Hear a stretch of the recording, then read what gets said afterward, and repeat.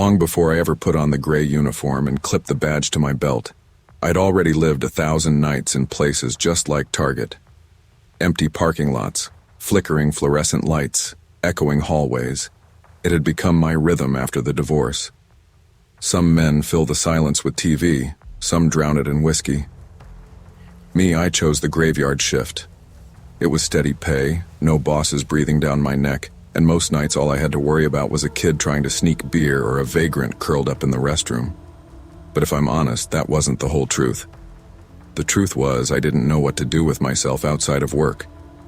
After my ex-wife, Kelly, left me in 2010, the house felt like a tomb.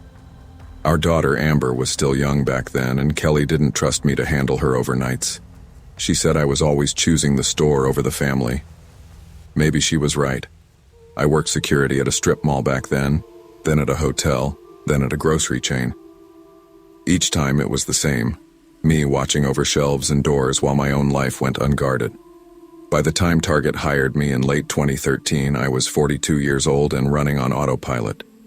Nights blurred together, checking doors, sipping bad coffee, listening to radios crackle. I got used to talking to myself, humming to keep awake. Most guys quit night security within a year. I stayed. It was all I knew. That November night, I clocked in a little before 11 p.m. The air outside biting cold, carrying the kind of smell only LA gets in the fall. Half smog, half jacaranda. I swiped my badge, heard the familiar click of the lock, and walked through the automatic doors into the silent store. The bright red walls and clean aisles looked almost holy without customers. I liked it that way. The noise of the day melted, and it felt like I was the last man alive. Around 1:45 a.m., I was in the surveillance office, a cramped space with 3 monitors and a desk sticky from years of spilled soda. I'd been scrolling through old emails on my phone, trying not to think about how Kelly had texted earlier to remind me I'd missed Amber's school play. I told myself I'd make the next one, even though I knew I'd probably be stuck here again. That's when the first flicker hit. At first, it looked like nothing, just a camera glitch on aisle 17. That happens sometimes. Outdated wiring, cheap tech. But the thing was, only that one feed went bad, while the rest stayed crystal clear. Aisle 17, the toy section. I leaned forward, rubbing my eyes.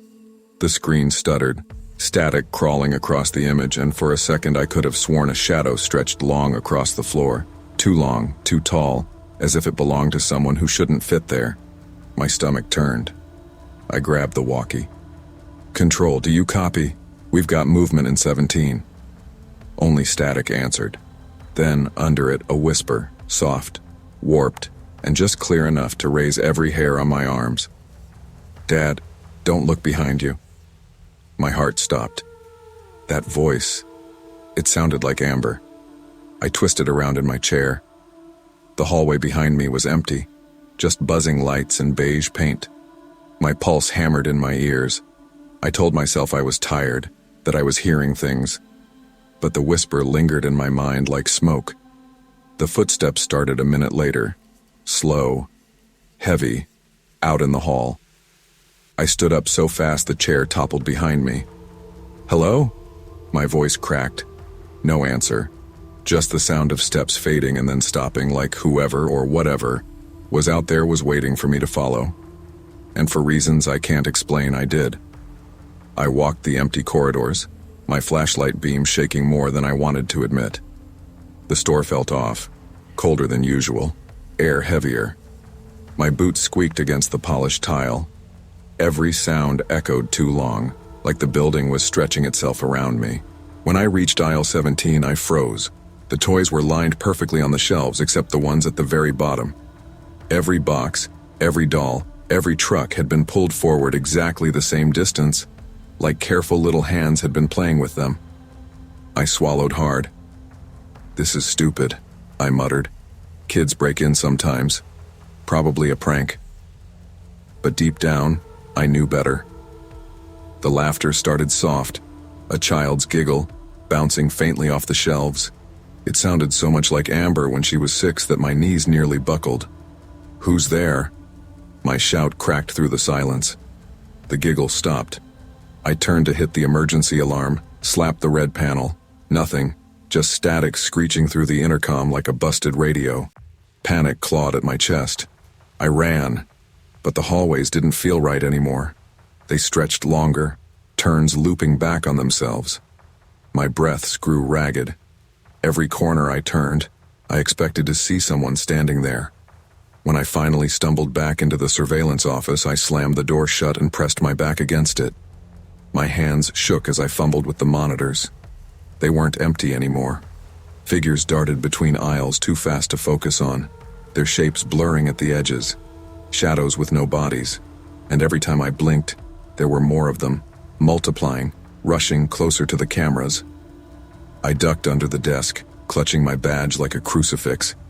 Sweat dripped down my temples. My chest heaved.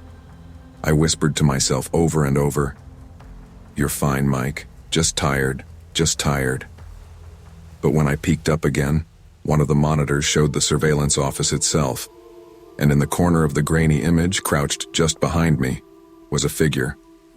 I spun around, swinging the flashlight like a weapon. The room was empty. My breath came in shallow gasps. The monitor still showed the figure hunched in the corner, but when I looked with my own eyes, nothing. I nearly bolted right then, but pride held me in place. I'd quit too many jobs before. My brother Steve had told me flat out, "You won't last 6 months at Target, you're too paranoid." I wasn't about to give him the satisfaction. I sat back down, forcing myself to breathe. "It's just the cameras. They're old. They glitch." I said it out loud, trying to make it true. But the footsteps came back, this time right outside the door. "Hey!" I barked, louder than I meant. My voice cracked. "Who's out there?" The handle rattled once, then silence. I gripped the flashlight tighter, every muscle tight as a wire. My phone buzzed suddenly, nearly sending me through the ceiling. I snatched it up. No signal. The screen lit only long enough to show a text notification that made my blood run cold. From an unknown number. "Why did you leave me, Dad?" I dropped the phone like it burned. My chest seized. Amber's face flashed in my mind, the night she'd asked why I didn't come to her recital. The guilt gnawed at me sharper than fear ever could.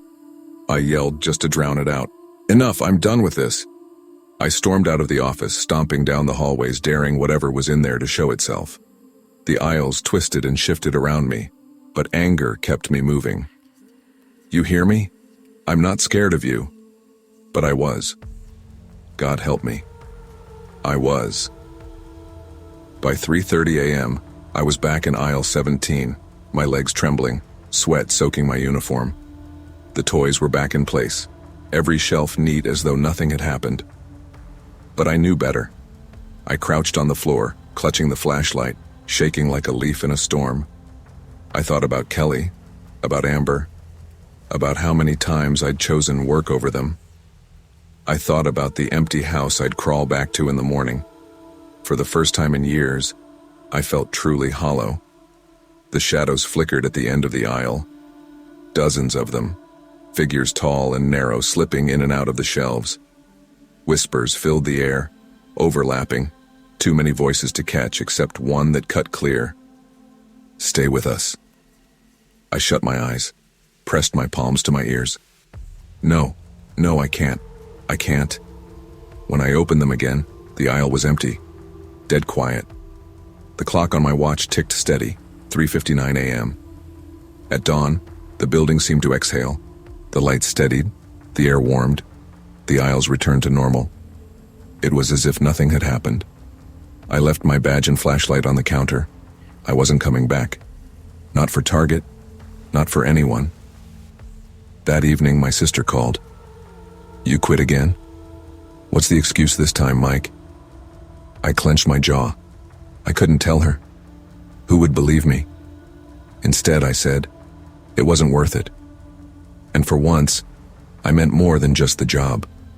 That night, as I lay in bed, the house dark and silent, I tried to convince myself it was all stress and exhaustion, that maybe I'd had a breakdown. But then, just as I drifted toward sleep, I heard it. A child's giggle, faint but clear from the corner of my bedroom. And I knew aisle 17 wasn't finished with me. Some jobs demand more than they give, eating away at the hours and people who matter most. I spent years guarding empty stores while my family slipped through my fingers. Fear can take many shapes. Shadows in the aisle, whispers in the dark.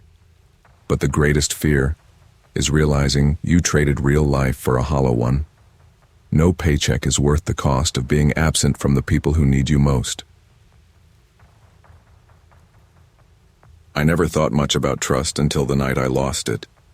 For me, trust had always come easy. I trusted my professors to grade me fairly, my landlord to fix the heat before winter, my friends to show up when they said they would, and I trusted my co-workers because what else could you do when you were stuck behind a register 8 hours a day, side by side with the same people? You built a rhythm. You talked to survive the boredom. You let secrets slip, just to feel like you mattered to someone in the middle of endless transactions and beeping scanners. Back in 2017, when I first applied at the Target on Lincoln Avenue in Chicago, I wasn't thinking about trust at all. I was thinking about tuition. My mom couldn't cover more than rent, and my dad, well, his debts were his own storm cloud. That left me juggling community college classes in the morning and cashier shifts at night. The job was supposed to be temporary, just enough to keep the lights on while I finished school. But Target became its own kind of world. By the time I turned 23, I'd worked there long enough to know the rhythms of the place better than my own heartbeat. I knew which regulars showed up every Thursday evening for groceries, which kids tried to sneak candy under their coats, and which managers would actually help versus the ones who'd just stand around pretending to supervise. That's where Ryan came in. He was a year older than me, had been at the store longer, and made it all seem bearable. We joked about customers who argued over expired coupons. We folded uniforms together in the stockroom after closing, talking about music, movies, or life. I never had a brother, but Ryan felt close.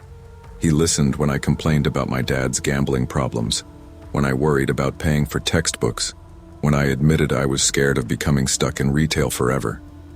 He never judged. He just nodded and cracked some dumb joke that made me laugh even when I didn't want to. For a long time, I believed Ryan was the safest part of my night shift life. But trust doesn't always break in one clean snap. Sometimes it frays little by little, so quietly you don't notice until the whole thing is gone. It started with small things. A set of car keys I swore I'd left in my locker turning up on the break room table. My locker itself left slightly open, though I always double-checked the lock. A slip of paper shoved between the pages of my notebook with the words, "Be careful what you say." I laughed it off at first. I even told my mom one night over dinner, pushing pasta around my plate. "It's probably just one of the guys joking around," I said. She frowned. "Honey, people don't joke like that. Watch yourself." I rolled my eyes because moms always worry, but in the back of my mind something itched. Then came March 8th, 2018, the night that trust became a weapon. That Thursday evening started like any other. Chicago was in its late winter mood, chilly winds rattling the glass doors as people shuffled in bundled coats. I clocked in at 4, put on the red polo I'd folded 100 times before, and braced myself for another shift. Ryan was already at register 5, flashing me a grin as I passed. "Ready for another thrilling night of cereal and coupons?" he teased. "Don't tempt me," I said, sliding into my own lane. Maybe I'll get a customer who argues with me about toothpaste prices again. It was the kind of harmless banter we always had. By the time the dinner rush hit, we were working side by side, trading jokes between scanning items. It felt normal. But around 9:30, as the store quieted, Ryan leaned closer than usual while we were restocking cereal boxes. His voice dropped low. "You really shouldn't have told me about your dad's problems," he said. "Some secrets can get dangerous if they slip." I froze. The box in my hand felt suddenly heavy. I hadn't told anyone else at work about Dad. Not a soul. "Ryan, stop, that's not funny," I snapped, stepping back. He only smiled, the kind of smile that didn't reach his eyes. I didn't laugh.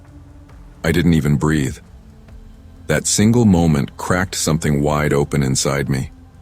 By the time closing rolled around, my nerves were buzzing like live wires. I just wanted to grab my bag and get out. But when I opened my locker, a crumpled paper slipped to the floor. The handwriting was jagged, rushed. "If you quit, you'll regret it." I felt my stomach twist. My first thought was to show Mr. Jacobs, the night manager. He was standing near the registers, sipping bad coffee and pretending to look busy. I shoved the note into his hand. "Someone's messing with me," I said, my voice shaking more than I wanted. "I don't think this is a joke anymore." Jacob scanned the paper for about 3 seconds before shrugging. "Emily, you're under stress. Finals, night shifts, it's just in your head." I wanted to scream at him. Instead, I bit my lip so hard I tasted blood. Back in the break room, Ryan was humming softly while folding a uniform. He glanced at me, still smiling. "You look pale. Everything okay?" I shoved my bag over my shoulder, not answering. My skin crawled. That night, trust felt like poison in my veins. The store emptied out fast after 10. Fluorescent lights buzzed overhead, echoing off shelves that suddenly felt taller, narrower. I stayed behind to sweep the back room, mostly because I wanted space to breathe. The air was thick, my chest tight. I told myself I was imagining things, that Ryan's smile was just a smile, that the notes weren't from him. The door slammed shut. I turned so fast the broom clattered to the floor. Ryan stood there, blocking the way out. His uniform shirt hung loose, his hair mussed from the long shift, and in his right hand he held a box cutter, casual like it was just another tool of the job. But his face was different. No grin, no warmth, just cold focus. "You don't get it, do you?" he hissed. "I know everything about you now.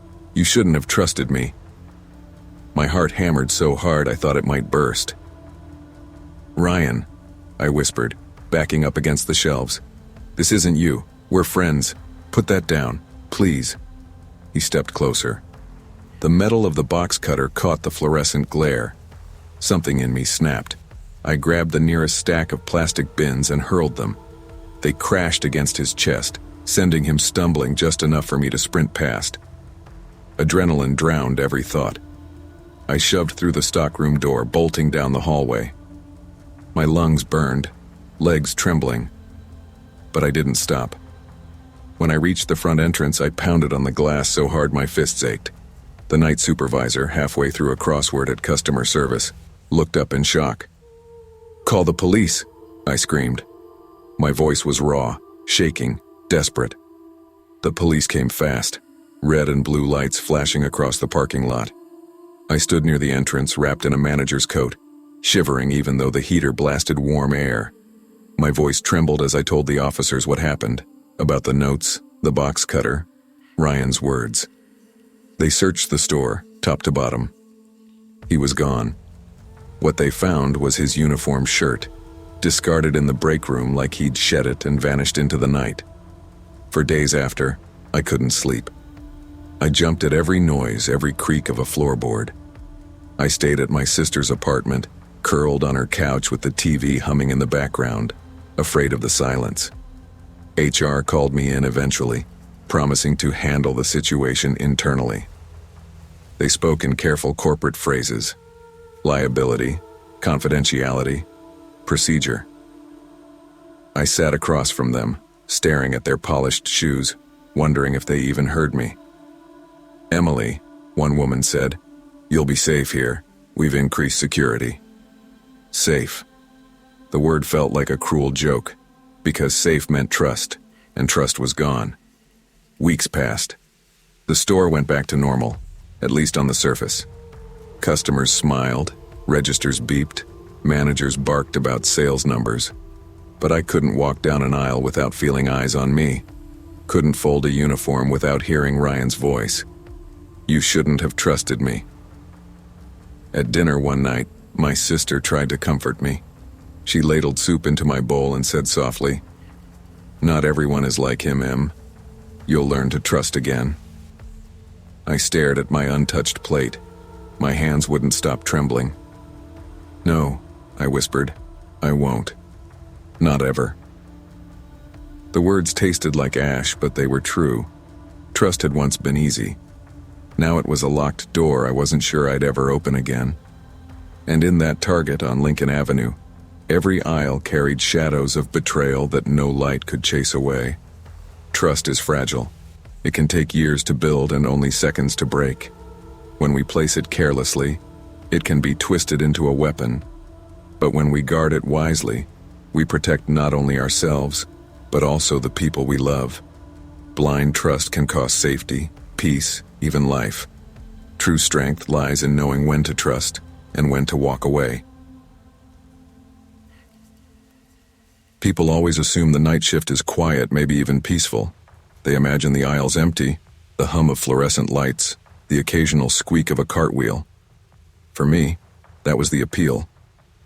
My apartment was chaos, my roommate blasting music until dawn, half-empty beer bottles crowding the counter, arguments about rent echoing through thin walls. But at work, at least I could count on order. Shelves lined up, boxes stacked neatly, the world under control. I'd been stocking at the Target on Pine Street in Seattle for about a year when things started to unravel. I was 29, drifting through jobs the way some people drift through relationships. My mom used to say I was reliable but restless. She wasn't wrong. I stuck to what I knew, unloading pallets, straightening shelves, avoiding confrontation. But sometimes, when the store was too still, I heard my name. Just a whisper, soft, low, pulling at me.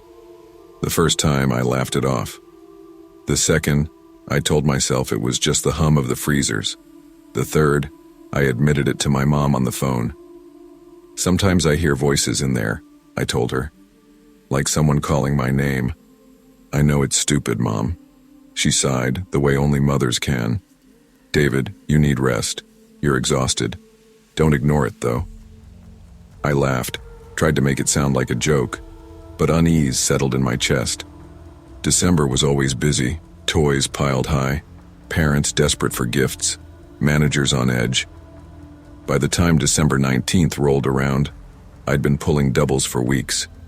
My body was tired, my mind frayed. I told myself that's why I kept hearing things. I told myself fatigue was the culprit. But that night something happened that sleep couldn't explain away. It was 12:42 a.m. I was pushing a cart of toys toward aisle 10 when I heard it again. "David." Long, stretched out. A whisper that crawled down my spine. I froze. The aisle was empty. At the far end, mannequins stood dressed in Target uniforms as part of a holiday display. They'd been there all week, but something looked wrong. Their arms seemed bent differently than before, like they'd shifted when I wasn't looking. "Don't be stupid," I muttered. "You're tired. That's all." I turned back to the cart, trying to shake it off.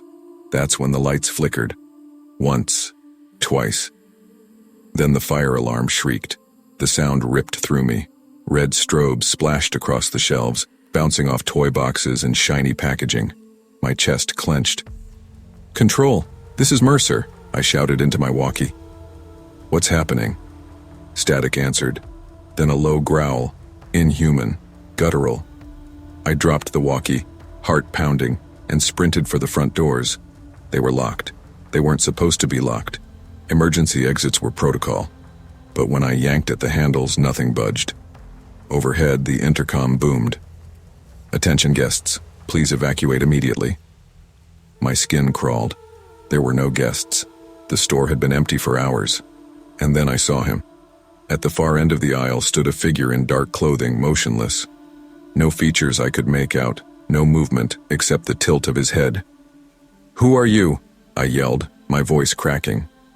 The figure vanished when the lights flickered again. I bolted into the home goods section, ducking behind a shelf stacked with towels. My chest heaved, my palms slick. My phone buzzed in my pocket. I yanked it out, desperate for something real. One unread message, from my sister sent hours earlier. "Don't stay late tonight, had a bad dream about you." My hands shook so hard I almost dropped the phone. I tried to reply, "I'm fine, don't worry," but the message failed to send. No signal. The fire alarm kept blaring, the red strobes pulsing like a heartbeat. I pressed my hands to my ears, rocking slightly. "This isn't happening," I whispered. "It's just stress." Just stress, but the store felt alive. The aisles stretched longer than they should, shadows pooling where no shadows belonged.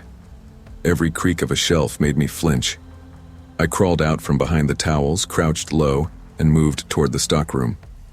The walkie on my belt hissed again, words barely forming in the static. "David, stay." My throat tightened. I yanked the walkie off and hurled it across the aisle. It clattered against the tiles, sparks briefly flaring before it went silent. The fire alarm cut off suddenly. Silence flooded the store louder than the siren. And then in that silence, footsteps echoed behind me. Slow, deliberate. I ran. Not toward the exit this time. I'd already learned those doors wouldn't open. Instead, I bolted for the break room, my legs aching, lungs burning. I slammed the door behind me and shoved a chair under the handle, as if that flimsy barrier could protect me. I slid down the wall, trembling, staring at the clock. 2:30 a.m., an hour and a half until the manager usually showed up for early inventory. I just had to last that long. But the voices didn't stop. They seeped through the vents, through the cracks under the door. "David." I clamped my hands over my ears, but it didn't help. The sound wasn't outside. It was inside me. At some point, exhaustion overtook fear. I must have dozed off on the cold tile floor because the next thing I remember is the door swinging open, light flooding in. Jesus, Mercer, what the hell happened? Mr. Logan, my manager, stood over me, keys in hand, eyes wide. I tried to speak, but my throat was raw. Words wouldn't come, only a rasp. He helped me to my feet, shaking his head. "You look like hell. You need sleep, man. You can't keep doing doubles like this." I wanted to tell him about the figure, the voices, the alarm that lied about guests. But I couldn't. The words wouldn't form. For weeks after, I refused to enter the store alone. If I had to stock, I made sure another worker was within sight. My co-workers joked about me jumping at shadows, but I didn't care. At home, it wasn't better. The fire alarm in my building beeped during a test one afternoon, and I dropped my mug, shattering it across the floor. My roommate laughed. "You're scared of shadows, man. Grow up." I didn't argue. I just whispered. They weren't shadows. They knew my name. He shook his head, muttering about me losing it. Maybe he was right, but I knew what I saw. The Target on Pine Street never filed a report about alarms or malfunctions that night. According to them, nothing had happened. Business went on, customers shopped, shelves stayed stocked. But the silence in that store still remembers me. And sometimes when I walk past on my way to the bus, I swear I hear my name carried on the wind. Silence can hide truths louder than any noise. In the stillness of routine, it's easy to ignore the warnings, to blame exhaustion, to convince ourselves nothing's wrong. But when fear speaks, it demands we listen. Dismissing it may keep us comfortable, but it won't keep us safe. Always trust your instincts, even if no one else believes you. People talk about high school stress like it's just homework and grades, but that wasn't what made me want to escape that day. My stress didn't come from essays or history tests. It came from home. My parents had been circling divorce for months, and every day the fights got louder. That Tuesday morning, my dad slammed a door so hard the walls shook and yelled, "I can't live in this house anymore." My little brother cried, and I felt like I couldn't breathe. I was 16, old enough to understand everything and too young to stop any of it. When the shouting started, I left. I told my mom I needed school supplies, but really, I just needed air. Somewhere with clean white aisles and fluorescent lights, somewhere that didn't feel like my house splitting in half. Target had always been a weird kind of refuge.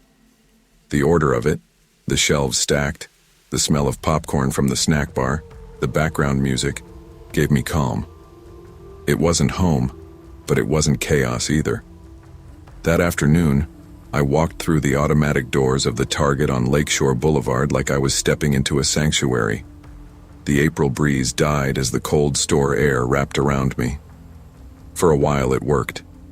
I drifted through school supplies, letting my hands run over stacks of notebooks and colored pens. But the calm didn't last. I noticed him near electronics first. A tall man in a gray hoodie, standing too still, too quiet. Not shopping, not moving like the other customers, just staring at the shelves like he was waiting. I told myself not to overthink. Guys linger. People daydream. Don't be paranoid, I thought. But when I moved toward notebooks in aisle 9 and glanced back, he was there again. One aisle over, pretending to study DVDs. The hairs on the back of my neck rose. My stomach tightened.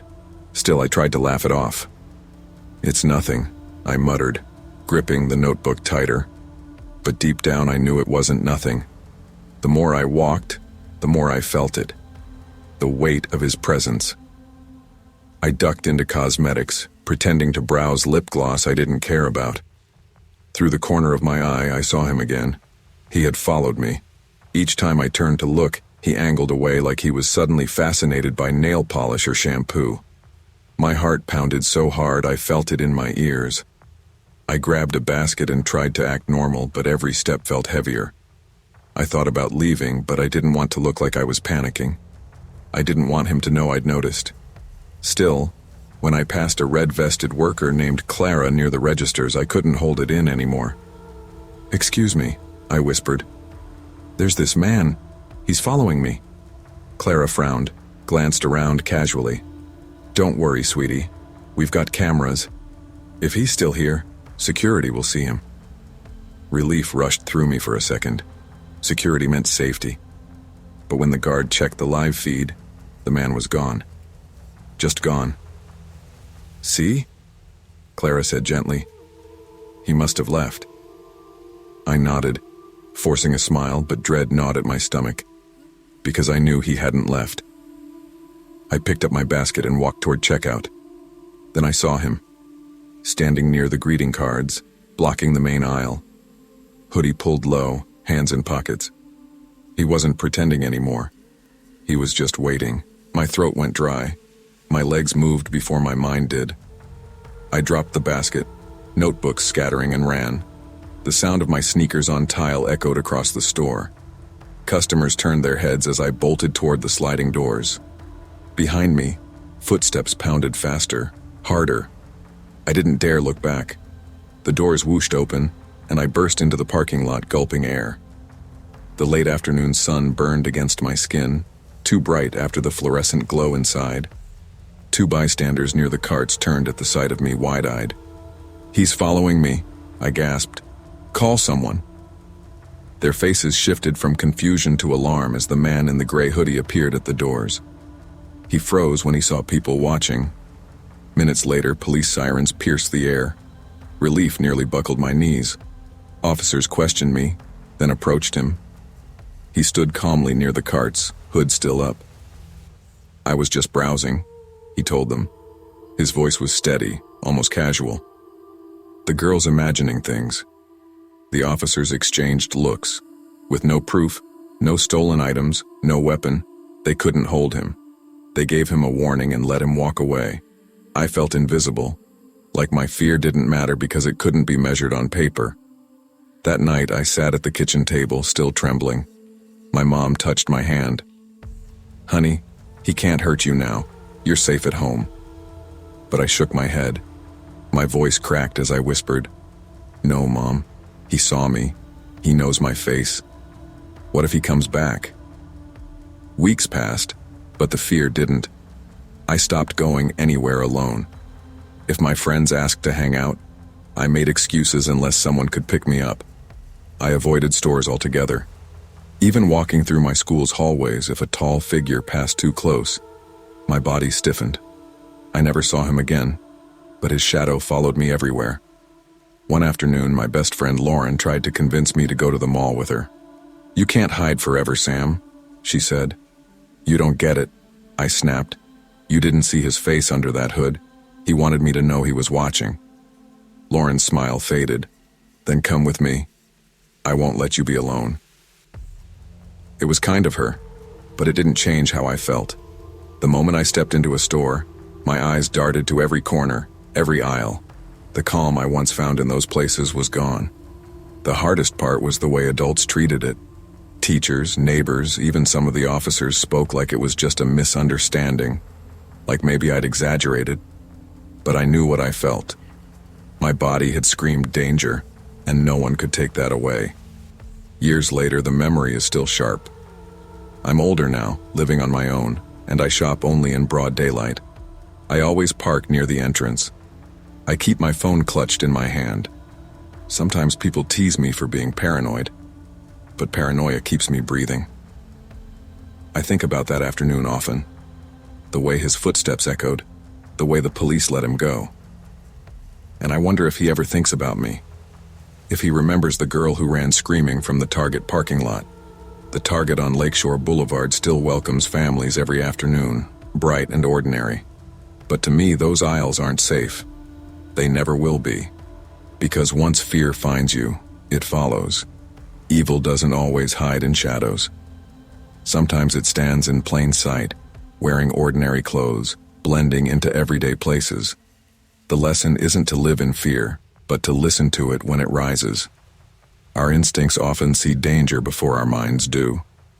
Trusting that instinct can mean the difference between escaping and becoming a story told by someone else. My name is Carlos Vega, and for almost 10 years my nights belonged to a Target store on Elmwood Avenue in Buffalo, New York. People don't think much about janitors. We're invisible, in the background, mopping the floors, emptying the trash, making sure the place looks spotless before morning. I liked it that way. Less people, less problems. While the rest of the world was home sleeping, I was pushing a mop down empty aisles.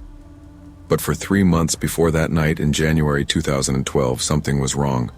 It started small. A squeak of wheels when no carts were out, faint footsteps in aisles that I had already cleared. At first I blamed exhaustion. My wife, Maria, kept pressing me at dinner. "Carlos, why do you look so pale after work?" I'd shrug and mutter, "It's nothing, just long hours." I didn't want to scare her. She already worried enough with bills and my aching knees. That bitter cold Thursday, January 12th, I unlocked the back entrance like I had thousands of times before. The wind cut through my jacket, and even inside the store the air felt wrong, unnaturally cold, sharp enough to see my breath. I paused in the doorway, keys clutched in my hand, and whispered, "Not tonight." Then I wheeled my mop bucket onto the gleaming tiles. By 12:20 a.m., I was near home decor when I heard it again, the squeak of wheels. My mop stopped mid-swipe. Out of aisle 14 rolled a shopping cart, slow and deliberate until it stopped dead in front of me. My chest tightened. Nobody else was there. The store had been empty for hours. I froze, staring at it. Every instinct in me wanted to run, but I forced a laugh, shaky and thin. "Not tonight," I whispered again. "Please, not tonight." I pushed the cart back into the aisle, hands trembling. But then came the voice. My name, whispered low, stretched out. "Carlos." The mop clattered to the ground. I spun around, heart slamming against my ribs. "Who's there?" I shouted. "This isn't funny." Only silence answered. I tried to shake it off. I told myself someone could have snuck in. A teenager hiding after closing, maybe. Logic was a lifeline, so I grabbed onto it with both hands. I made my way to the break room and checked the security monitor. That's when my blood turned to ice. On the black and white screen, a shadow darted through the furniture section. It was fast, but it was there.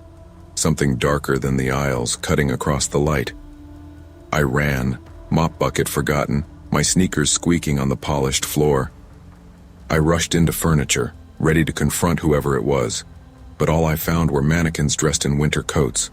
Rows of them, stiff and smiling, except one looked different. Its head was tilted toward me, glassy eyes reflecting the faint red glow of the exit sign. I stared, my throat dry. It hadn't been tilted like that earlier. I was sure of it. The silence pressed in around me, thick and suffocating. My pulse roared in my ears. I backed away, whispering, "You don't belong here. This is my shift, not yours." It sounded crazy, but talking made me feel less alone. Then I heard it again. My name, closer this time. "Carlos." I bolted.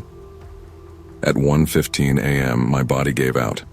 I slipped on a puddle of water I hadn't noticed, crashing to the floor.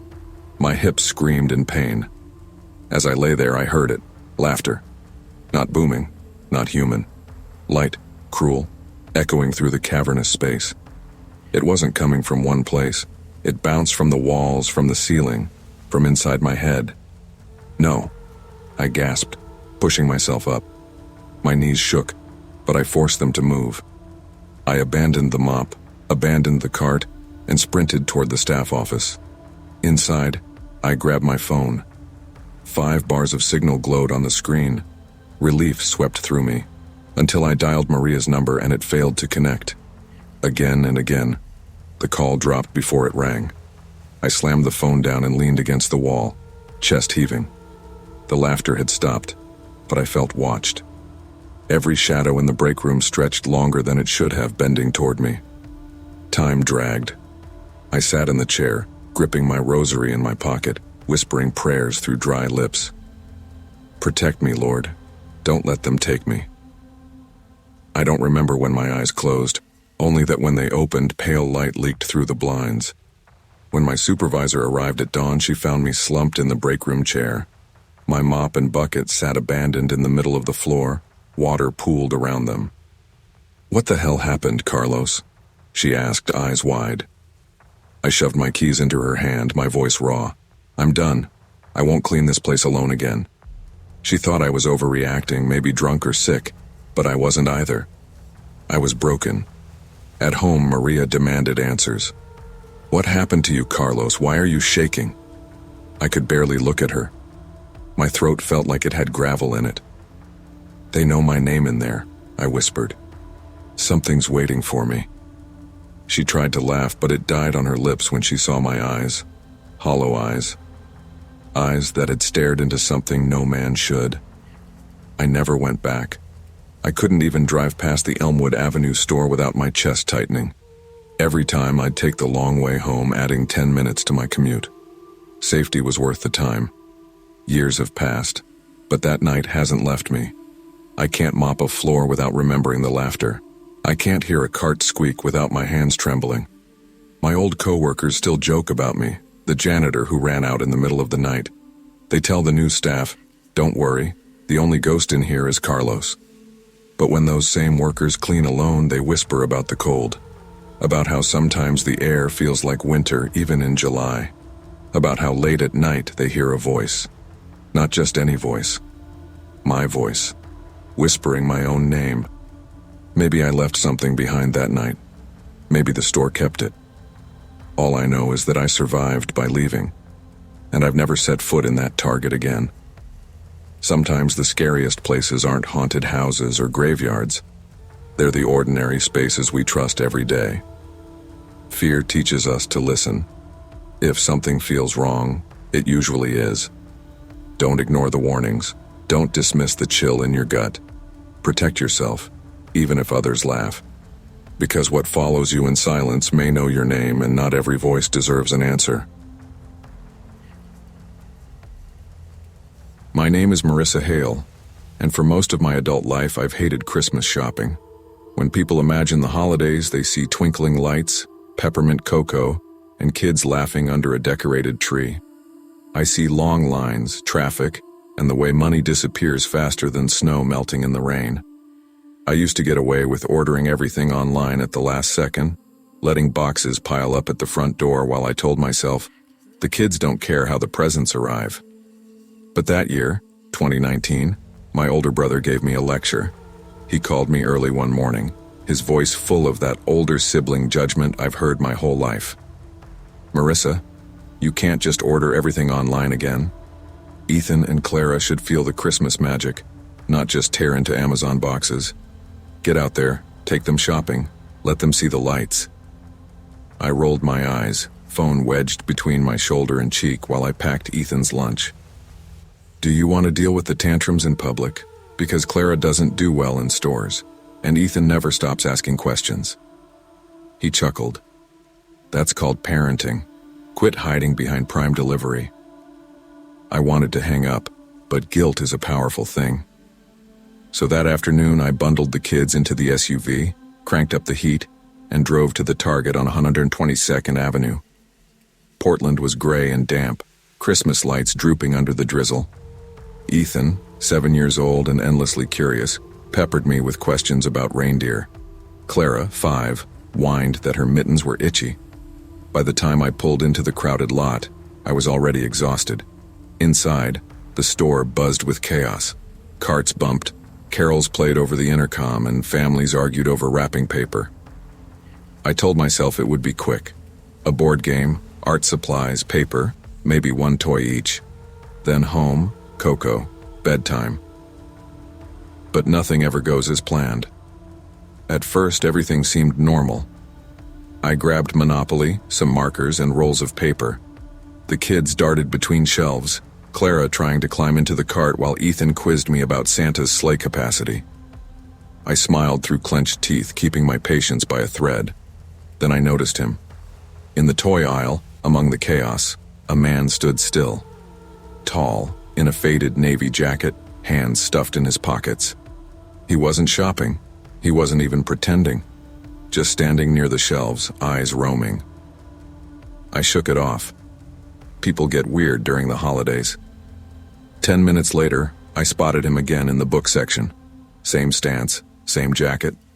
My stomach tightened, but I forced myself to focus on the shelves. In home goods, I saw him a third time.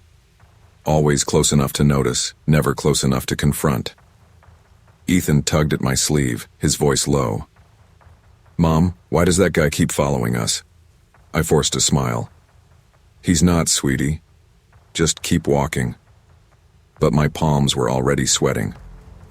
Clara started to cry, her little voice echoing off the aisles. I crouched to calm her, whispering, It's okay, baby, almost done. When I glanced at the reflection in the photo frame glass, I froze. He wasn't pretending anymore. His eyes were locked on Ethan and Clara. Panic surged through me. I stood quickly, yanking the cart forward. My legs felt like stone, but my hands gripped the cart like it was a shield. I spotted the glowing exit sign up ahead, just a few more feet. Then the path was blocked. A giant pallet stacked with unopened boxes, 2 employees leaning against it sipping sodas. Could you move this, please?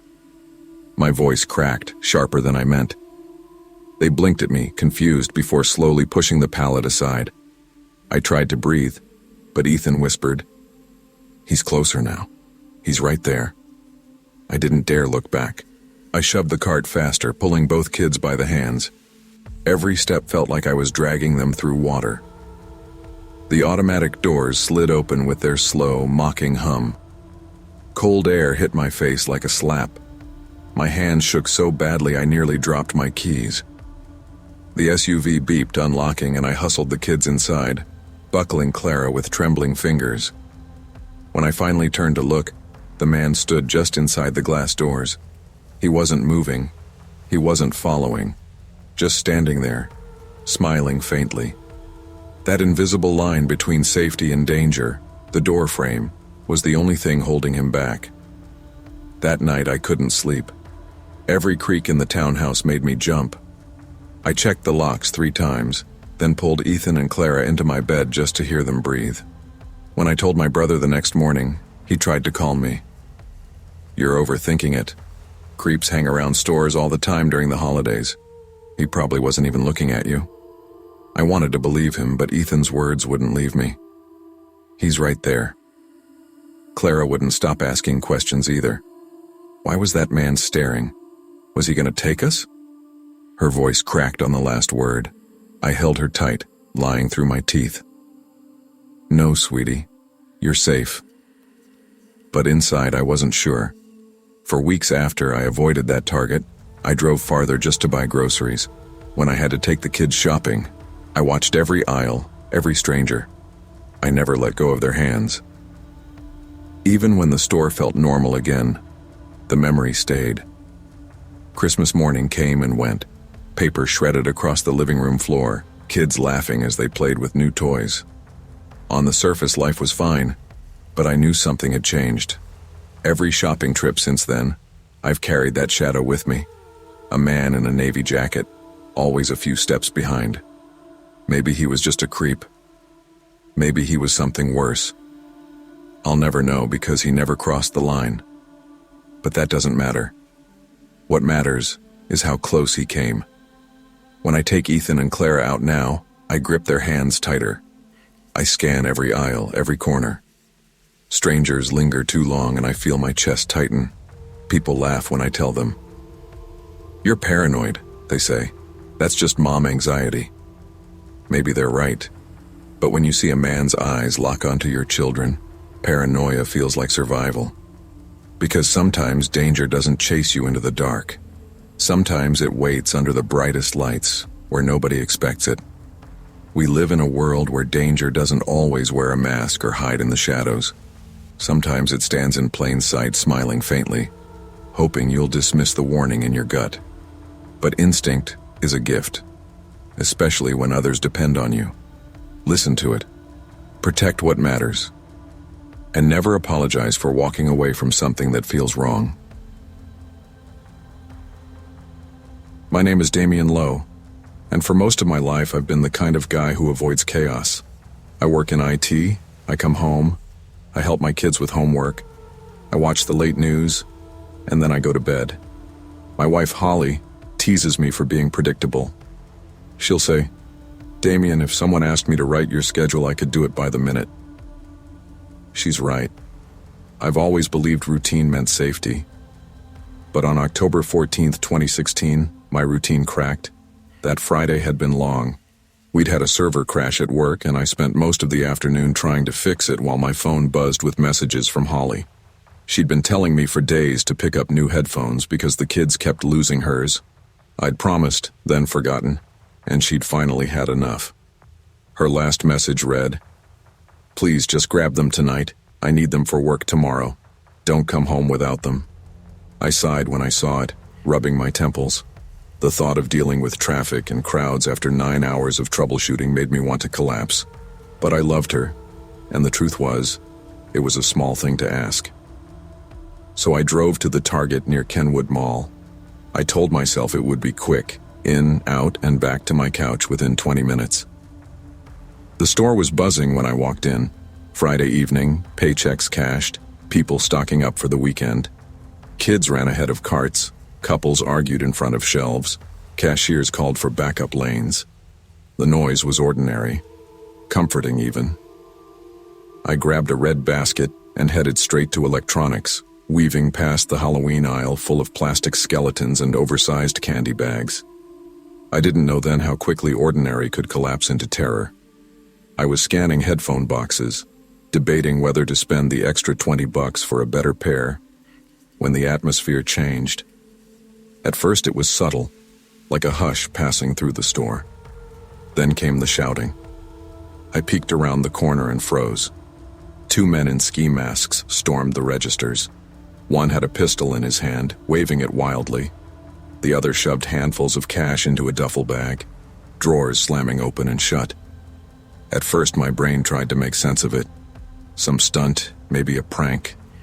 But then the gunman slammed the weapon against the counter so hard the crack echoed through the store. Employees ducked, customers screamed, and the truth hit me like ice water. This was real. My chest clenched. I felt my phone heavy in my pocket, but pulling it out seemed impossible. One wrong move and I'd be noticed. And then it happened. The gunman turned, our eyes locked. Time slowed.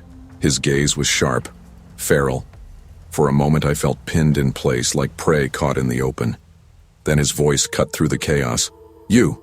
Move and you're dead!" Instinct took over. I dropped flat to the floor and crawled behind a row of gaming displays, heart hammering so loud I was sure he could hear it. My hands shook so badly I nearly knocked over a stack of consoles. A woman crouched nearby whispered, her voice cracking, "Don't move, don't breathe." I nodded, throat dry, forcing myself to stay low. The robbery lasted only minutes, but it felt like an eternity. The gunman barked threats while the others stuffed money into the bag. Every sound felt amplified. The zip of the duffel, the slam of drawers, the muffled sobs of cashiers crouched behind counters. I pressed my cheek against the cool tile, wishing I could disappear into it. Every second I expected to hear footsteps charging toward me, to feel a hand dragging me out by the collar. At one point, one of the men stormed toward the electronics section. I held my breath as he passed. He was so close I could smell him, sweat, leather, and the metallic tang of gunpowder. My muscles locked until he moved on. Then came the sirens. Faint at first, then growing louder, closer. A spark of hope lit in my chest. The thieves cursed, panicked. The gunman shouted something to his partner, and just like that, they bolted. I stayed frozen until the sound of their footsteps faded. Only then did I dare move, sitting up slowly, my arms trembling. My shirt was damp with sweat. My breath came in shallow bursts, and I felt like I'd aged 10 years in those 10 minutes. When the police stormed the building, I barely felt relief, just numbness. Officers rushed past me, weapons drawn, voices barking orders. Customers staggered out from hiding spots, crying, hugging strangers. One officer touched my shoulder. "You all right, sir?" I nodded automatically, but my voice betrayed me when I whispered, "I thought he was going to shoot me." They guided us outside, where red and blue lights painted the parking lot. Reporters were already gathering, their cameras pointed at us like vultures. I avoided their questions, leaning against my car, hands still shaking too hard to hold the keys. When I finally got home, Holly threw her arms around me, clinging so tightly I could barely breathe. "Damien, what if you hadn't come back?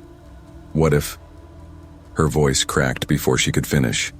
Our kids, overhearing, rushed to me. Ethan wrapped his arms around my waist. Lily clung to my leg. They didn't fully understand, but they felt the fear radiating from me. I kissed their heads and whispered, "It's okay, I'm home." But inside, I wasn't sure it was okay. Weeks passed, but the fear didn't fade. Every time I stepped into a store, my chest tightened. Every cashier drawer that slammed made me flinch. Even the squeak of carts made my shoulders tense. The police caught the men eventually. I was called to testify. Sitting in the courtroom, facing those ski masks now replaced with tired faces, I trembled as I relived the night. The prosecutor asked me to describe what I saw. My throat tightened, my palms slick with sweat. When I finished, I felt both relief and shame. Relief that it was over, shame that I'd been so helpless. The verdict brought closure on paper, but not in my mind. Safety, I learned, isn't something you can count on. It's fragile, breakable in an instant. One moment you're shopping for headphones, the next you're crawling on the floor praying not to be noticed. That night still lingers. I still wake sometimes with the gunman's voice in my head. Move and you're dead. And every time I walk into a store, I scan the doors, the aisles, the exits, because now I know. Ordinary can shatter in seconds. Safety is never guaranteed, not even under bright lights and holiday sales. Evil doesn't always hide in the shadows. Sometimes it walks in through the front doors, bold and loud, turning ordinary moments into nightmares. The lesson I carry is this: never take peace for granted, and never assume you're untouchable. Awareness may not stop danger, but it might be the only shield you have when safety collapses. My name is Caleb Monroe, and most people who meet me these days only see the surface. A 28-year-old guy back from deployment trying to get by. They don't see the constant noise in my head, the way every sudden movement puts me on edge, or how I sometimes wake up convinced I'm still over there. When I came home from Afghanistan, everyone said the same thing. You're safe now. You can relax. I wanted to believe them, but I couldn't. Safe wasn't a word that meant much anymore. I'd seen safe places turn into kill zones in seconds. I'd seen laughter turn into screams. Coming back to Houston was supposed to fix me, but instead I found myself pacing the apartment at night, staring at the locks, eating nothing but takeout and protein bars because grocery stores made me feel like I was being boxed in. My sister Rachel worried. She's 3 years younger, but you'd think she was the older one the way she hounds me. That afternoon she called and said, "Caleb, I'm begging you. Go to Target. Stock the fridge. You can't keep living like a ghost." I tried brushing her off, but she got sharp in that way only she can. "Either you go tonight or I'm coming over tomorrow and dragging you out myself." I sighed, grabbed my keys, and gave in. It was a damp March evening in 2021, the kind where the rain never really falls but hangs in the air like mist. The glow of the Target on Westheimer Road lit up the wet pavement like a lighthouse. I sat in my truck for a long minute, hands on the wheel, convincing myself it was just shopping. Nothing more, no threats, no enemy, just people buying cereal. Finally, I pushed through the sliding doors, that wave of warm air hitting me, and grabbed a cart. The store was busy, families with kids tugging on sleeves, college kids loading up on frozen meals, a couple arguing in the detergent aisle. Normal stuff. But for me, normal never stayed normal. I tried to focus on the list Rachel had texted me. Bread, milk, eggs, fruit. Something green that wasn't a protein bar. But old habits die hard. My eyes swept the store automatically, cataloging exits, noting who lingered too long near the registers, who stood still when everyone else moved. That's when I noticed him. A guy leaning against the seasonal aisle display, hands shoved in his hoodie pocket, eyes flicking toward the front doors more than the shelves. Another one stood by the registers without a cart, just watching. They weren't shopping. I knew that stance. They were waiting. I shook it off. Civilians notice nothing. Veterans see too much. That's what I told myself. Still, my hand twitched like it wanted to reach for a rifle that wasn't there. As I debated over which loaf of bread to buy, I felt a tap on my shoulder. I spun so fast the guy behind me jumped back. My heart thudded when I saw who it was. Jared Klein, an old acquaintance from back home, now an off-duty cop. "Easy, Caleb," he said, holding his hands up. "Didn't mean to startle you." I forced a breath out. "You shouldn't sneak up on people like that." He gave me a half smile, but his eyes were serious. "Word is, there's been chatter about theft rings hitting stores in this area. Groups of guys, smash and grab style. Veterans like you? They figure you're distracted, adjusting. Easy marks." Before I could reply, the sound cut through the air, shouting at the front of the store. My stomach dropped. The scene unraveled fast. 2 men in masks stormed the registers. One shoved a customer to the ground and ripped a purse from her shoulder. The other grabbed a cart stacked with electronics and rammed it through a display, boxes flying. People screamed and scattered. Employees ducked behind counters. The store's upbeat pop music kept playing, absurd against the chaos. Without thinking, I shoved my cart aside and moved. One thief barreled down the aisle, nearly colliding with me. His eyes widened and he snarled, "Move or I'll..." He didn't finish. My body acted before my brain. I dropped low, swept his legs and sent him crashing into a shelf. Boxes of blenders and coffee makers toppled onto him as he cursed and tried to crawl free. Shoppers gasped. Some ran past me, others froze, unsure whether to help or hide. I heard a mother shout, "Somebody stop them, please." Her toddler wailed in her arms. The second thief bolted down another aisle, shoving people aside. Instinct surged. I gave chase, boots pounding against the linoleum. He grabbed a toaster off a shelf and hurled it at me. I dodged just in time, the appliance smashing against the floor. The noise was sharp, metallic, too close to the sound of gunfire. My body reacted, adrenaline roaring through me. For a second, I wasn't in Houston anymore. I was back in the desert, sprinting after shadows, heart slamming against my ribs. By the time I rounded the corner, red and blue lights flashed outside. Sirens wailed. Officers stormed the entrance with weapons drawn, shouting commands. The thief skidded to a halt, dropping the bag of electronics. Both men were on the ground within minutes, hands cuffed, curses muffled under the pressure of knees in their backs. I stood there, chest heaving, sweat soaking through my shirt. Shoppers slowly emerged from hiding, some crying, some clapping shakily. An officer approached me, his expression caught between respect and reprimand. "You okay?" he asked. I forced a smile, though my hands shook violently. "I've been through worse." "You could have been killed," he muttered. Rachel called later that night. She'd heard through a friend what had happened, and when I didn't pick up, she drove straight over. She found me sitting in the dark. No TV, no lights, just me staring at nothing. "Caleb," she whispered, kneeling beside me. "You're home now. It's over." But it didn't feel over. My body was home, but my head was still chasing shadows through a battlefield disguised as a department store. The days that followed blurred together. I couldn't sleep. Every time I closed my eyes, I saw the masked man barreling toward me, heard the crash of that toaster, felt the phantom weight of a rifle in my hands.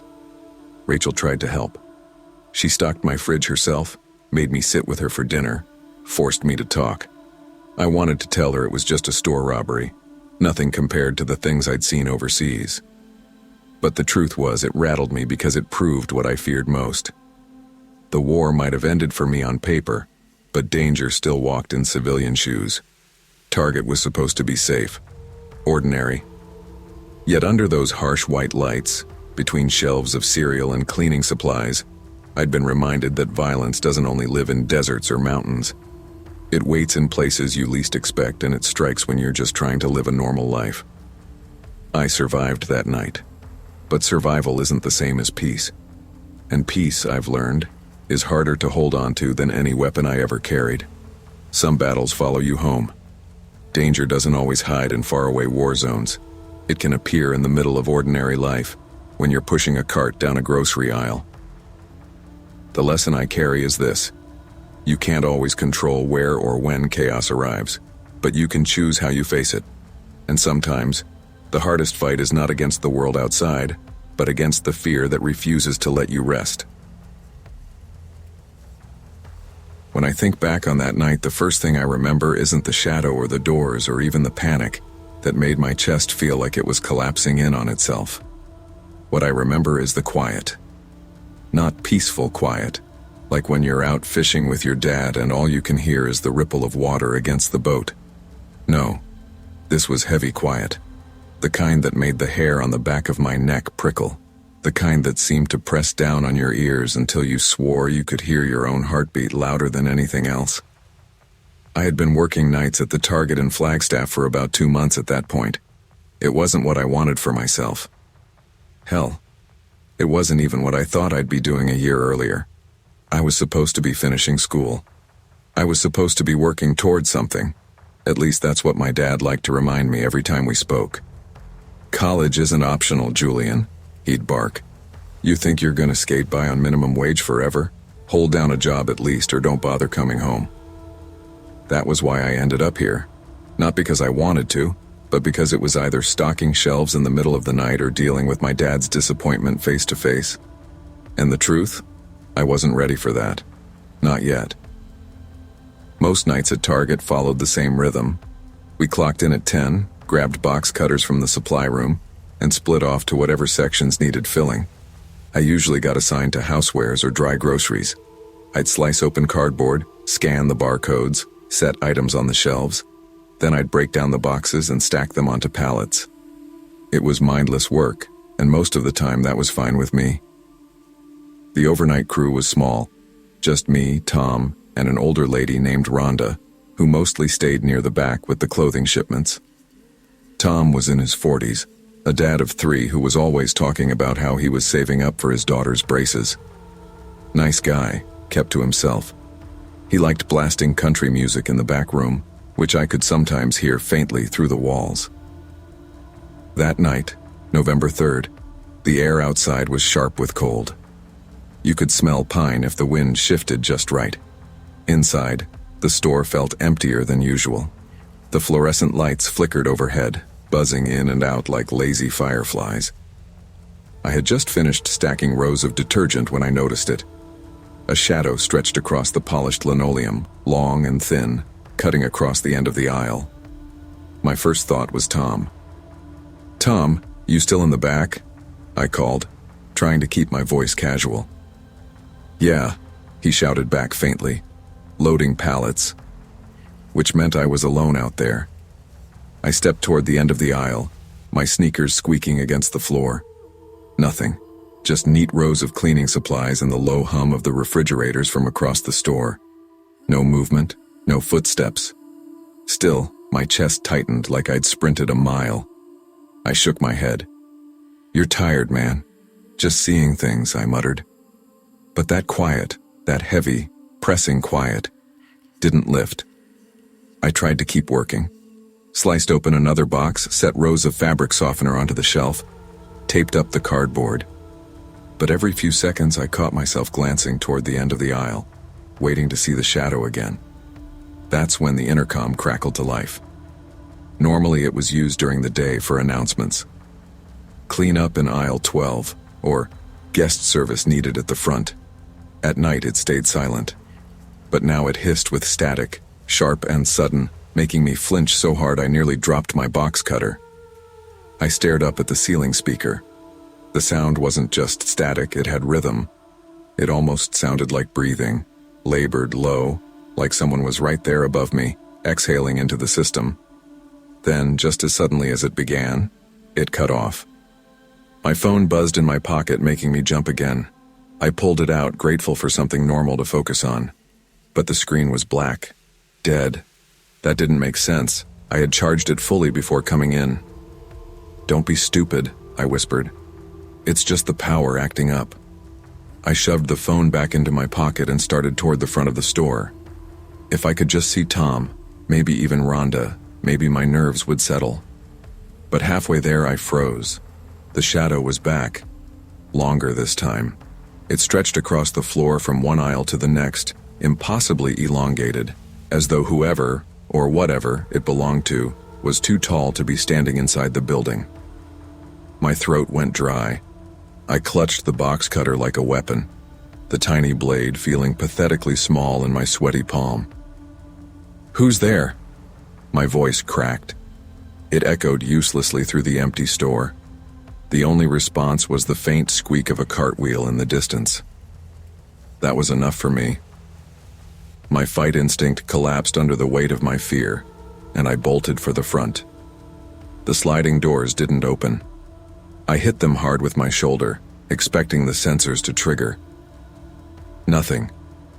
I pressed both palms against the glass, pushed until my muscles trembled. Still nothing. It was like the sensors were dead, like the store had swallowed me whole. Behind me, I heard it. Not footsteps, not even the sound of shoes dragging. It was heavier than that, stranger. Like something pulling itself along the floor with too many limbs, scraping against the linoleum. The shadow moved closer, stretching unnaturally, crawling across the tiles. My chest seized. "Come on," I begged the doors. "Please, please." I slammed my fists against the glass. My heart thundered so loud it drowned out everything else. And then, with a mechanical shriek, the doors slid apart. Cold November air rushed in and I stumbled outside, nearly falling to my knees. I gasped, pulling in lungfuls of sharp, pine-scented air. For a moment I thought I'd made it, that the nightmare was behind me. But when I turned back, I saw it.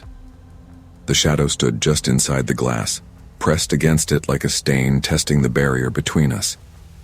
No shape, no face, just blackness pooled into something that suggested form. Then, without warning, it melted into the dark, dissolving into nothing. I stood there shaking, my breath clouding in the freezing air. I didn't go back inside until the shift ended. And even then, I didn't breathe easy. The next morning, I tried explaining it to my manager. He was a round man with thinning hair who liked to joke too much for his own good. "You've been watching too many horror movies, kid," he chuckled, slapping me on the shoulder. "I'm serious," I said. "The intercom, the shadow, look, just check the cameras." That made him pause. He grumbled, but eventually pulled me into the security office. Together, we scrolled through the feeds. 15 minutes of footage, gone. Just static. Exactly the stretch of time I had been alone near the registers. His face tightened, but he forced another laugh. Glitch.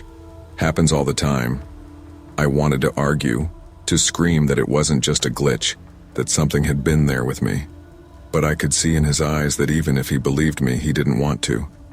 Believing would mean acknowledging something he couldn't explain. And people don't like that. So I shut my mouth. I quit a week later. When I told my friends about it, they laughed, called me paranoid, said I was just tired from the night shifts, that I probably hallucinated the whole thing. But sometimes, late at night, when I drove past the Target on West Route 66, I slowed down just enough to glance at the front doors. And sometimes I swear I saw it. A smear of black pressed against the glass, waiting. Maybe it was real. Maybe it wasn't. But I knew one thing for certain. I was never going back to a night shift again. Some dangers in life are real. Others are shadows of our own fears. But whether or not the threat can be explained, listening to your instincts matters. Ignoring fear can get you hurt. But respecting it even when others laugh can keep you safe. I was never the kind of mother who thought she'd end up on the wrong side of her own daughter's trust. For most of Maya's childhood, I was the fun mom. The one who stayed up late making pancakes shaped like animals. The one who let her pick nail polish colors at Walgreens even when we were broke. The one who drove across town for a particular brand of glitter gel pens because she said the other ones didn't feel right. But teenagers change. And somewhere between 13 and 15, the bridge between us snapped. By the summer of 2018, the house was more like a battleground than a home. Arguments weren't once in a while, they were daily. I'd come home from double shifts at the clinic, exhausted, and find her scrolling on her phone with dirty dishes still piled in the sink. One night I lost my temper. "Do you ever think of anyone but yourself, Maya?" I snapped, slamming the dishwasher shut. She didn't even look up from her phone. "Do you ever spend time with me, Mom? You're always working." It wasn't just the words, it was the way she said them. Flat, angry, but with something wounded buried underneath. I could feel it land deep inside me, guilt mixing with the exhaustion. I told myself she didn't understand, that she couldn't know what it felt like to hold a household together alone since her father left, to make sure the mortgage got paid, to keep food on the table. Still, her words echoed until they were louder than anything else. 2 nights later, I tried to make it right. I promised her we'd spend Saturday together. "Fun day out," I called it, forcing cheer into my voice. We'd shop, grab iced coffee, maybe laugh for the first time in weeks. Savannah in July was sweltering, sticky air that clung to your skin. So the Target on Abercorn Street felt like a good place to start. Cool air conditioning, big aisles, and enough distractions to keep us from fighting. When we pulled into the crowded parking lot, Maya barely looked up from her phone. I swallowed the sting of that and told myself it didn't matter. All that mattered was trying. The store was packed with tourists hiding from the heat, families weaving through carts, kids begging for toys. I told myself this was normal, safe, nothing to worry about. But I've learned that the most ordinary moments are the ones where danger hides best. We started in the women's section. I tried holding up a sundress, something light and pretty. "Maya, would you at least look at this?" She rolled her eyes without lifting her phone. "No one wears that, Mom."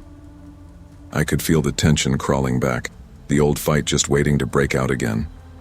But before I could bite back with some sharp reply, something tugged at my attention. A man. Mid-50s maybe, in a baseball cap pulled low, pushing an empty cart. At first I didn't think much of it. Plenty of people walked the same aisles. But then I saw him again near the fitting rooms, then again by cosmetics. Always close. Always too close. A ripple of unease passed through me. I whispered, "Maya, stay close to me." She barely glanced up. "Mom, you're paranoid." But I wasn't. I felt it in my gut, The way mothers feel things. The way we know when something is wrong even if we can't explain how. I tried testing it. I turned down an aisle I didn't need. Pet supplies. We didn't even own a dog. A minute later, there he was, drifting past the end of the aisle, pretending to look at cat litter. My palms grew damp. My heart began to race, though I forced my face to stay calm. If I scared Maya, she'd only fight me harder. But I couldn't ignore it anymore. When we passed by housewares, I leaned down and whispered sharply, "We're leaving. Now." Maya jerked back annoyed. "What? Why?" "Just trust me," I said, my voice tight. We walked toward the exit. My chest pounded with each step. And then I felt it. The man's presence right behind us. Close enough I swore I could hear the wheels of his empty cart rolling across the floor. The automatic doors slid open, and for a split second I thought we'd made it. But when I glanced back, he was there, just behind us. Close enough to follow us into the parking lot. Close enough to make sure we were alone. Every instinct screamed at me to change course. If we went straight to the car, I knew he'd come too. I didn't have time to think it through. I just acted. I pulled Maya's arm and veered sharply toward the Starbucks counter inside the store. "Sit," I told her. "Don't move." She frowned. "Mom, what are you—" "Just sit," I snapped, louder than I meant to. Heads turned. The barista behind the counter froze mid-pour. I raised my voice on purpose now. "Excuse me, can someone call security?" The barista blinked, confused, but nodded slowly. The man stopped in his tracks. He didn't run. He didn't protest. He just casually steered his empty cart toward the registers, as though nothing had happened. But as he walked away, he looked back at me. Not startled, not angry. Calm, almost mocking, like he knew something I didn't. My hands shook so hard I could barely hold the iced coffee the barista offered me minutes later. Security arrived, 2 young men who looked barely older than Maya. They checked the area, but by then the man had vanished into the crowd.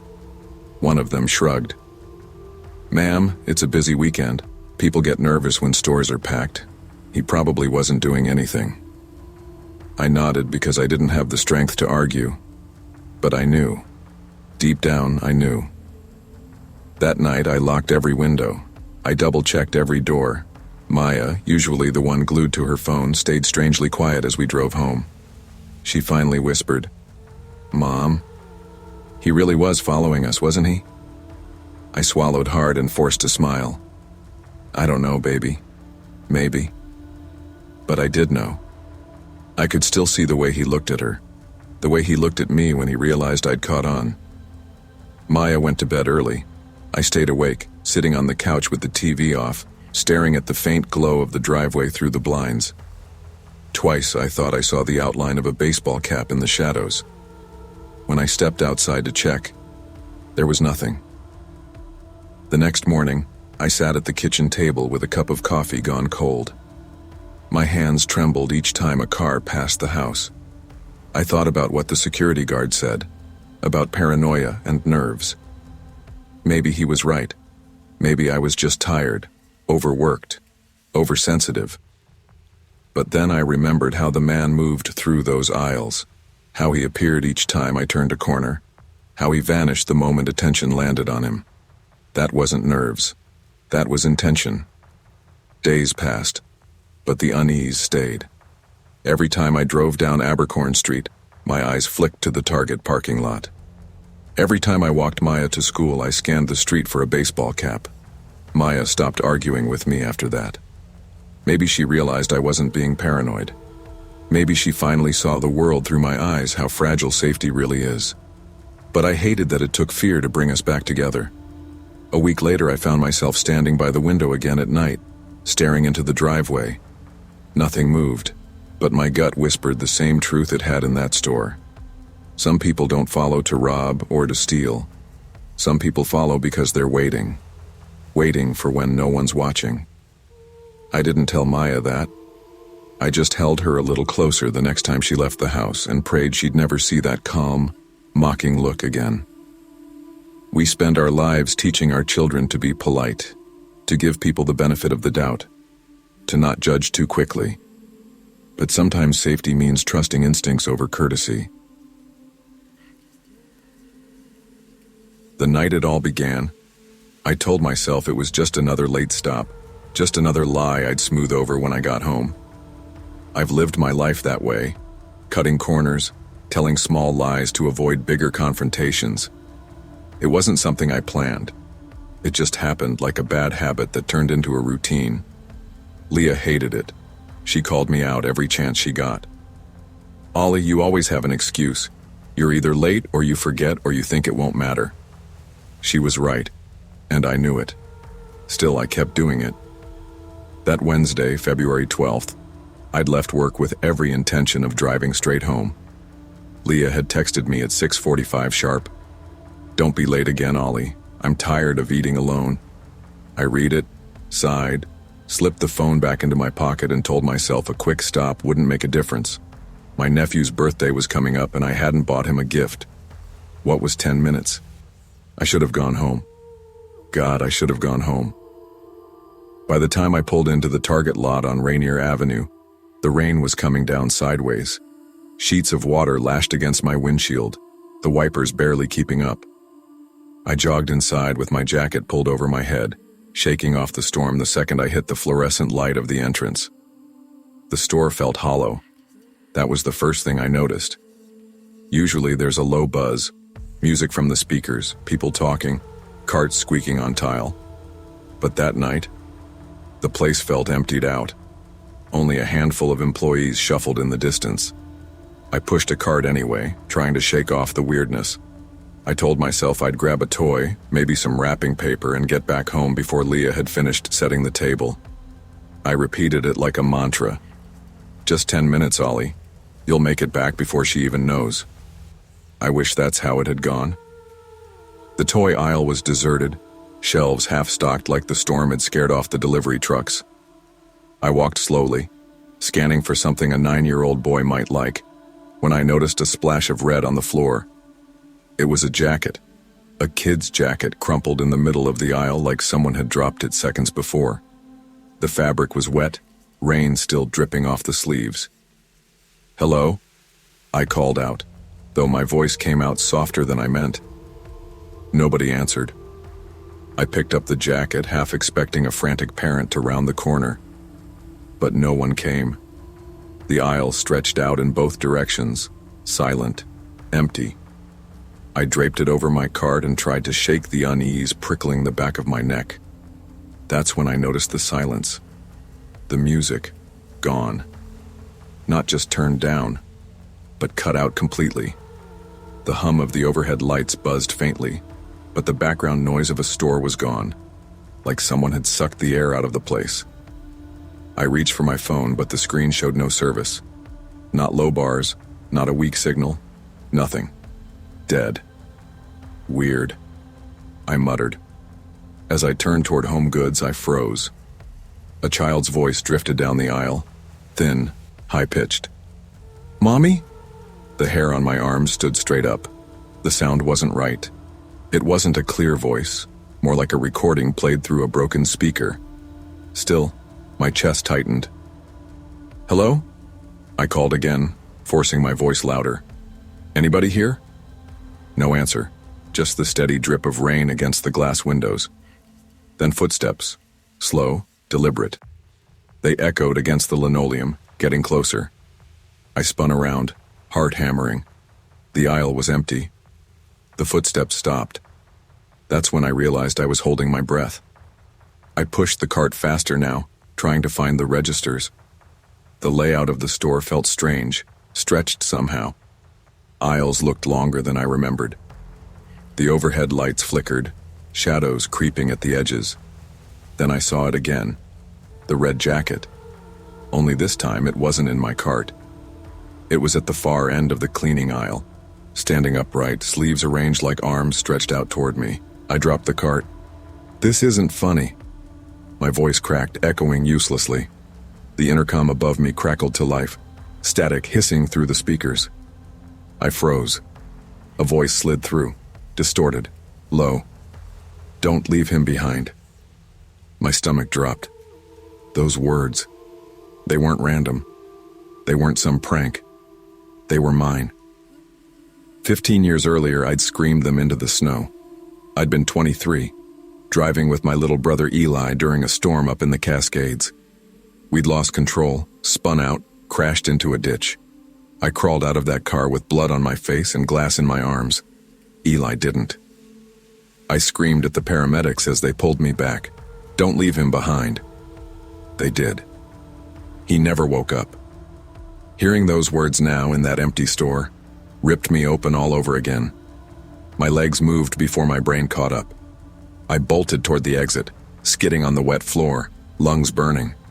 The automatic doors groaned, sliding open inches at a time like they didn't want to let me go.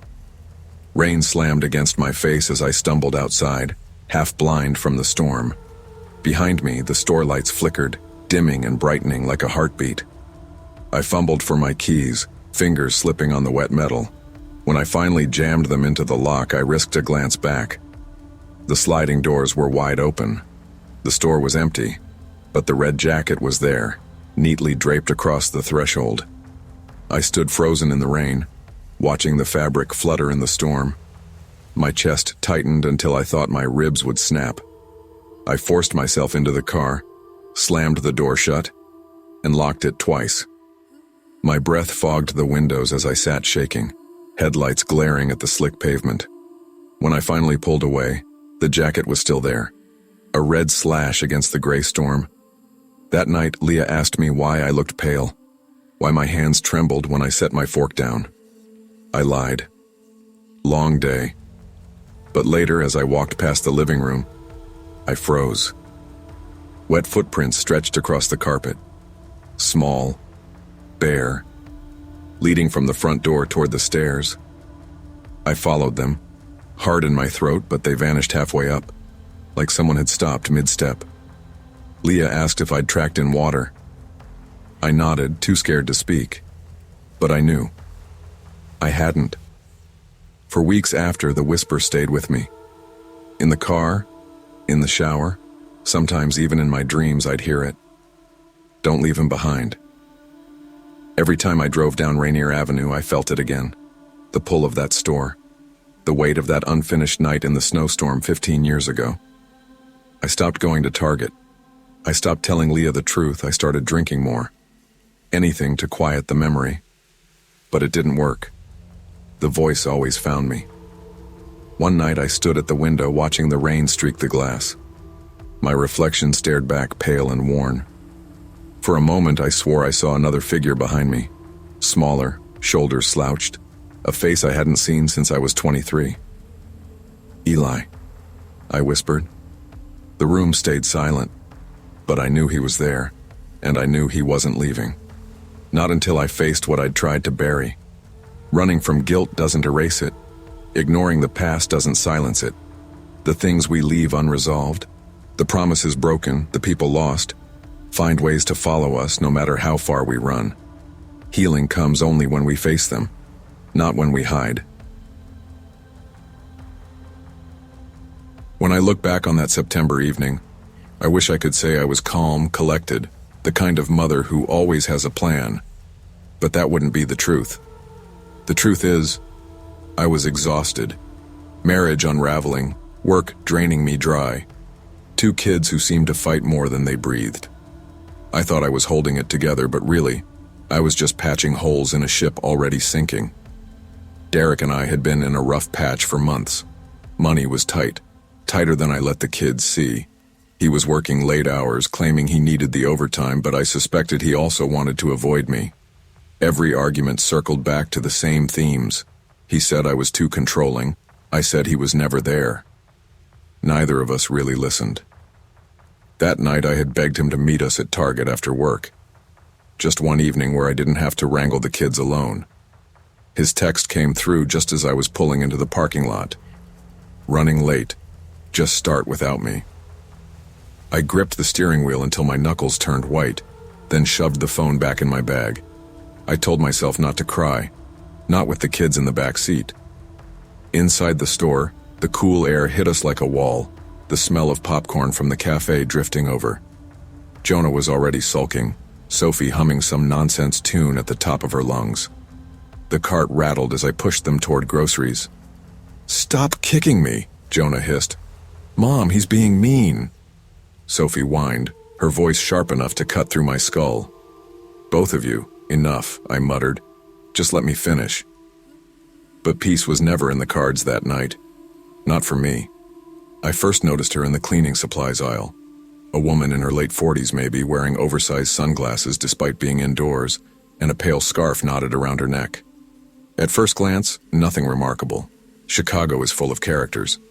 But she lingered. Too close. Too still.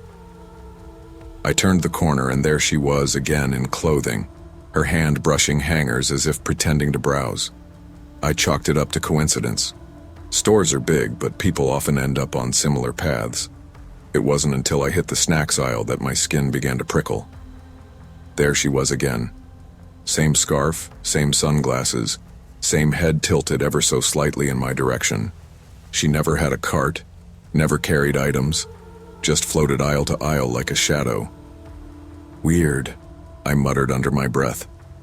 By the time we reached toys, Sophie tugged my sleeve. "Mom," she whispered, her little finger pointing, "that lady's here again." I forced a smile, crouching low. "It's a big store, honey, coincidence." My voice sounded steady, but my chest felt tight. When I glanced back, the woman had vanished. Still, unease coiled in my stomach like a knot. I told myself to shake it off, to keep moving. But mothers know when something isn't right. And I knew. At checkout, the line was long, kids tugging at candy bars, scanners beeping in steady rhythm.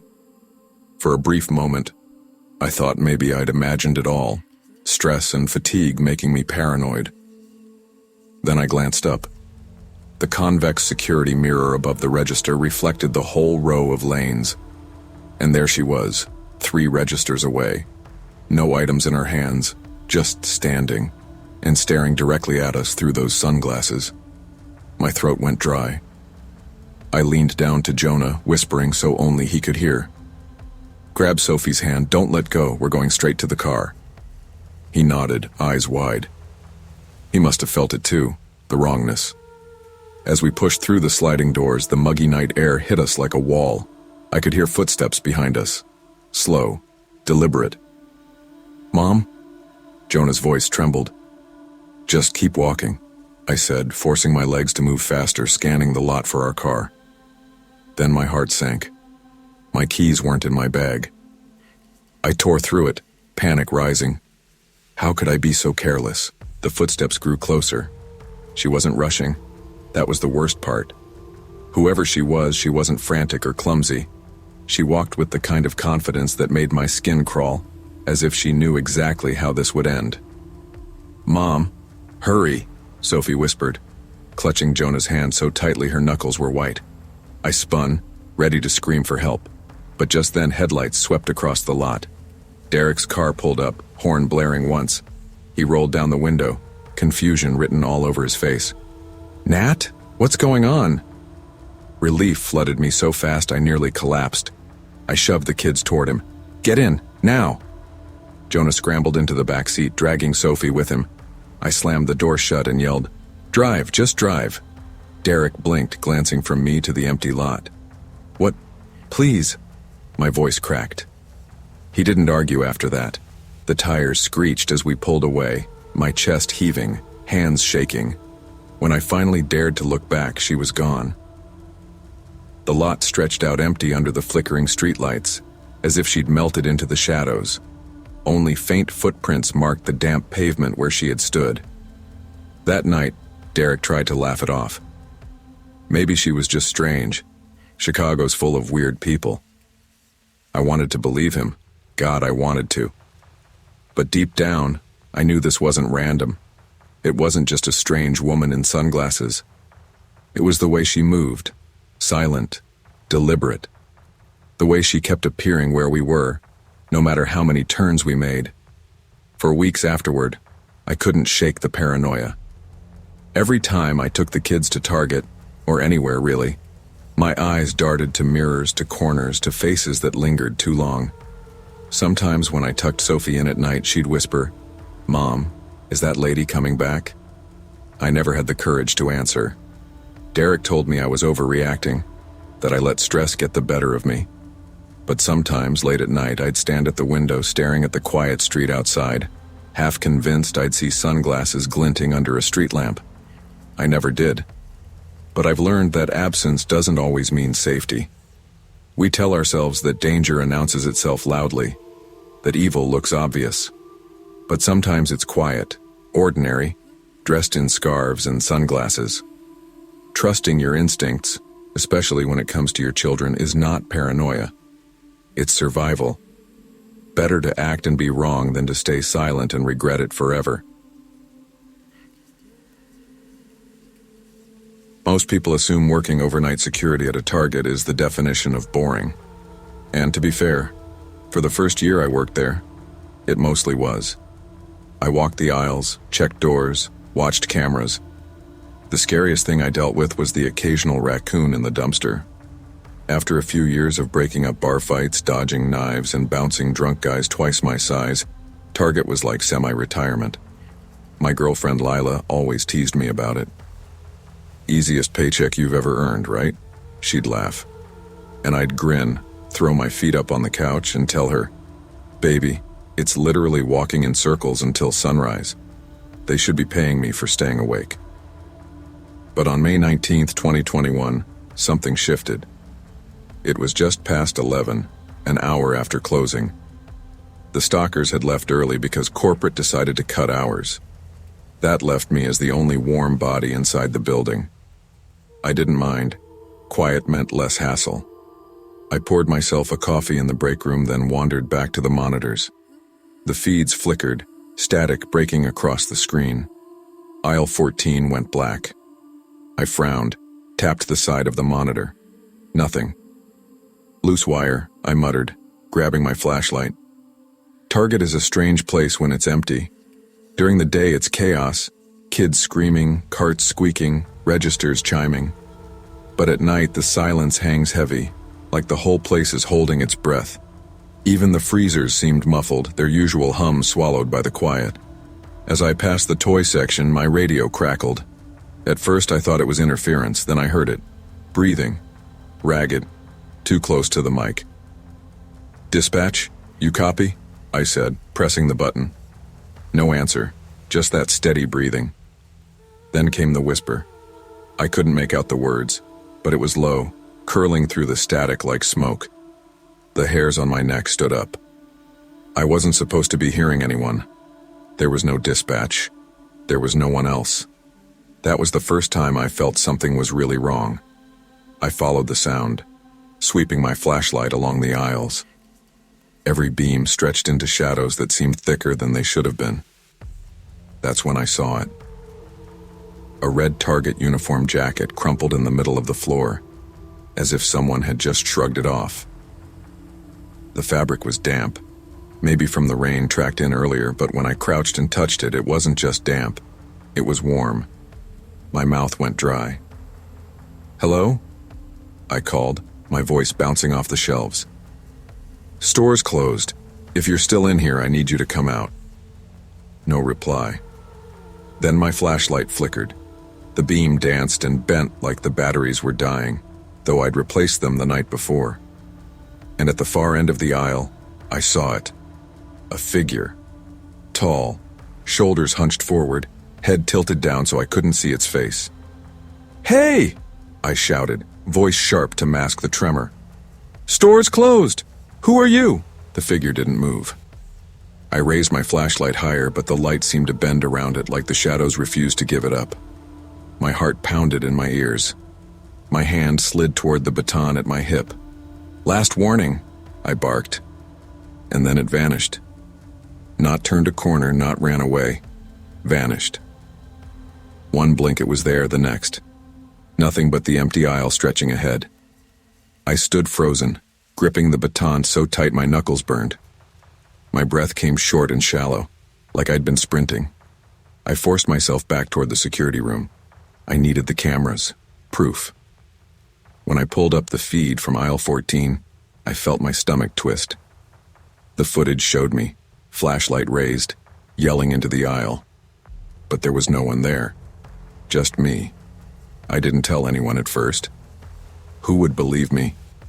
A bouncer turned security guard seeing boogeymen in the aisles. Management already thought I was coasting on the easiest shifts. Still, the next night, I kept my eyes sharper. I told myself it had been stress, fatigue, imagination. But at exactly the same time, 11:15, the radio crackled again, the same ragged breathing. "Stop messing with me," I muttered, gripping the walkie. "If this is some kind of joke, cut it out." The reply was another whisper. This time, I caught 3 words. "Behind you, Marcus." I spun so fast my flashlight clattered against the shelf. Nothing. But when I turned back, the red jacket was there again. Same crumpled heap, right in the middle of the aisle. The nights blurred together after that. Every shift, the jacket appeared. Sometimes near toys, sometimes in groceries. Once, folded neatly on a bench in the fitting room as if waiting for me. I started losing sleep, jerking awake at home with the sound of that breathing in my ears. Lila noticed.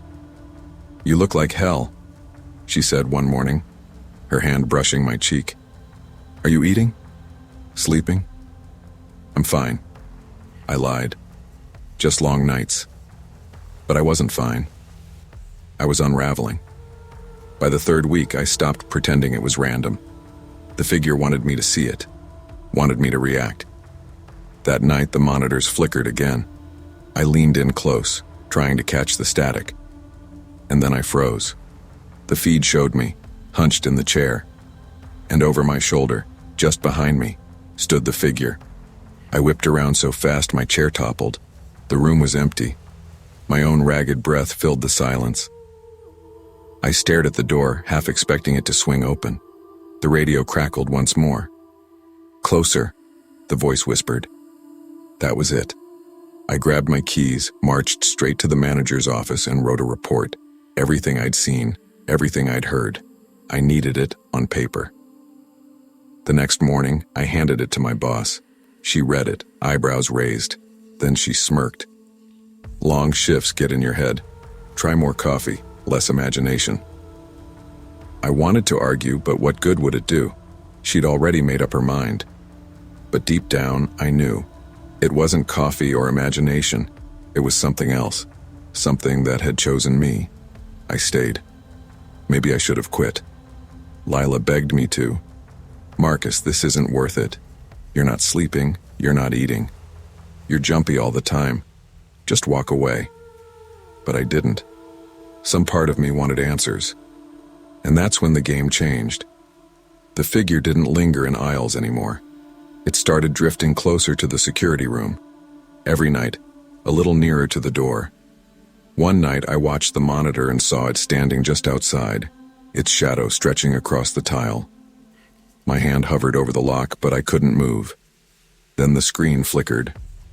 For one brief, agonizing second, I saw the feed not of the hall, but of myself, slumped in the chair. And behind me, leaning so close its shape blurred into mine, was the figure. When the screen returned to normal, I was alone. I'm still here, still working. Maybe I shouldn't be. But every night I sit in that chair staring at those monitors, waiting. Because whatever it isn't done with me yet. We convince ourselves that fear only belongs in dark alleys or dangerous streets. But the truth is, it can live in the quiet places we think are safe. When something feels wrong, it usually is. Ignoring it doesn't make it disappear. It just gives it room to get closer.